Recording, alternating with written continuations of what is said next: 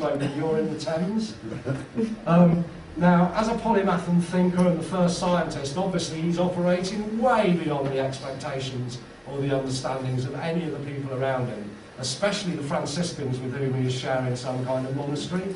So as a result, he's also branded as a sorcerer and a wizard, and like most of the people we look at today, he spent quite a considerable amount of time in prison. His name's been associated with the original invention of the microscope, the pontoon bridge and the tank. That's 1300 AD, guys, the tank and the pontoon bridge.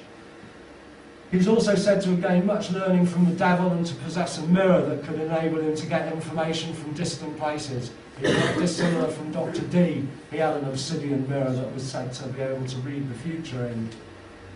His fellow confessors, despite the fact that his name has come down to us, Dr. Mirabilis means wonderful teacher, which is a very, very brilliant description of what this guy was. But despite that fact, his fellow Franciscans were so convinced that he was having truck with the deviant that on his death, his books were nailed to the shelves on which they were found and left to rot.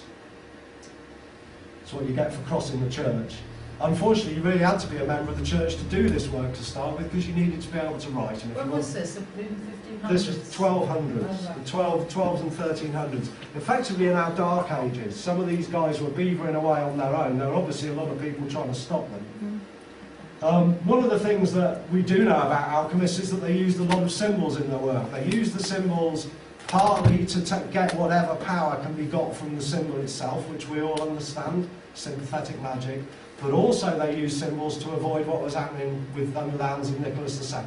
You use symbols to transmit colourful and complicated ideas so that your other fellows could understand them, but the guys who wanted to torture you couldn't. So they used these symbols partly for the use of the symbol itself and partly to disguise what they were writing.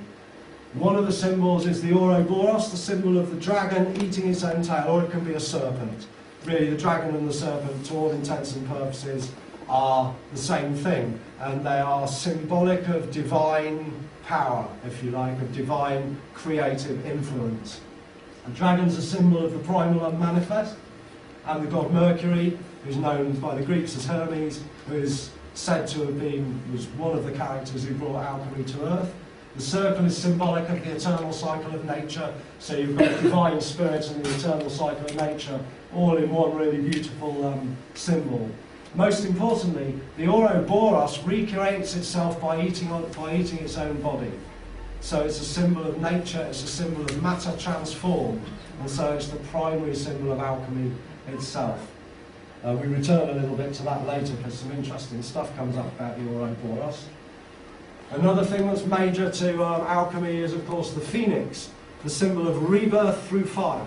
This particular one is a masculine phoenix. It's got the two masculine elements under its wings of fire and air, and somewhere there's, I think the feminine one's